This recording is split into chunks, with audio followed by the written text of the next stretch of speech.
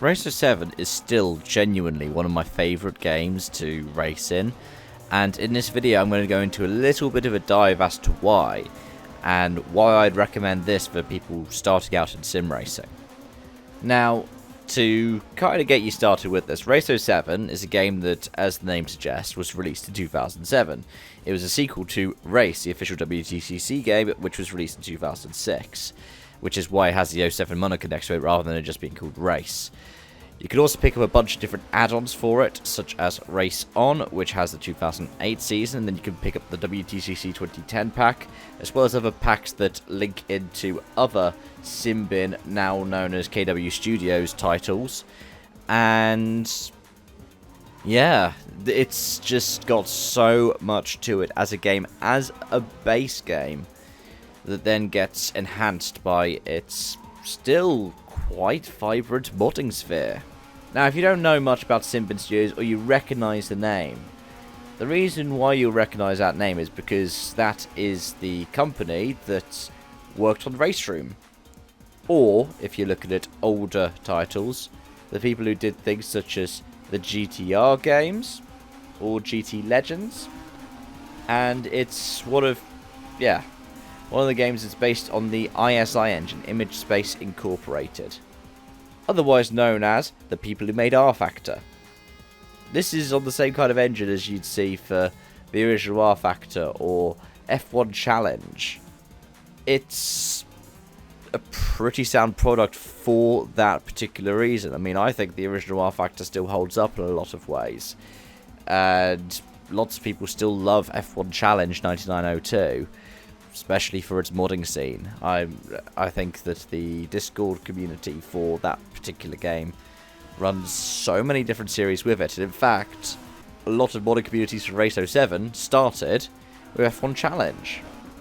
But let's dive into a bit more about why I enjoy this game. Part of it is just the massive variety of content that you get. Whilst the World Touring Car Championship is meant to be the leading act, with the 2006, 2007, 2008, 2010 seasons faithfully recreated in the title, the add-ons add on a wealth of different amazing series. The STCC, for example, which was the Swedish and is now known as the Scandinavian Touring Car Championship, and that is some similar cars and some different, including a sadly unlicensed Mercedes. There are also GT races going back to their days of the GTR games. And on top of that, there are some open wheel races. There were the famous Formula BMW add-ons. Because, well, of course, it's the ISI engine. There's going to be a BMW add-on. And yeah, in some cases, even some, at the time, quite flashy road cars. Koenigsegg's, the original Audi R8. And for some reason, the reboots of things like the Chevy Camaro and the Dodge Charger, it's interesting. But I do still love this game. I'm not going to say that it's absolutely perfect. For example, some of the footage you'll see is of the AI at 110% difficulty, and it feels like they cheat. They are usually on rails, they're very aggressive, and yeah, they will just bounce off of walls to get themselves a couple of extra clicks. But it means that when you're racing against them, they will push you to the very limit. There's also the fact that because this predates a lot of the fascination by sim racing developers to laser scan absolutely everything, and of course the mass ability to afford and use that kind of software, some of the tracks aren't the most accurate. For example, Alton Park has a jump down the Cascades, I think, though some mods make it more accurate. But it's from an era of sim racing in which the feel made a lot of an impact. You didn't have to have the laser scanned accuracy where that perfect perforation of that particular section of a curbing existed. Because, hey, if it looked like Brands Hatch and it produced close racing, it was Brands Hatch. And I just want to round off by talking about the mods. One of the main things, I will release the video recording that I did for this at some point, though the audio is almost unbearable for it, that I enjoy. One of the mods that I really enjoy is the BTCT mods.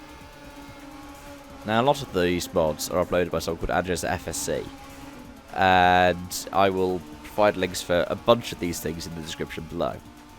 But in particular for me, what I like about the BTCT mods is partially that they are the Toka Race Driver mods. So it even includes things like the Alpha and the Lexus. It also includes the era of the BTCT that I got into. I first started watching around 2004.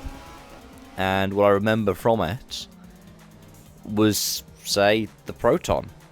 And I think that that is really cool to have as well. There are wealths of Super Touring mods, if that's something that takes your fancy. And to round it off, you can find most tracks and series from the time to add into it through various different outlets. The biggest pro for this game is the fact that it's affordable.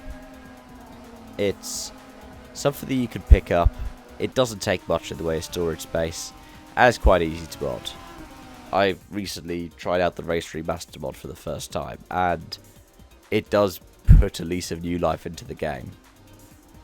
But you don't have to do that, because even the base game, which sometimes is less than £1 on Steam, has so much to it, and is so compatible with most systems, even high-end ones or lower-end ones. This is one of the first games I think I picked up on Steam, and I've run it on every computer that I've had pretty much without fault. It just... you can't find much else like it. Let me know your thoughts in the comment section down below, especially if you tried out this game at some point before. Thank you so much for watching, and I hope to see you again soon. Bye for now.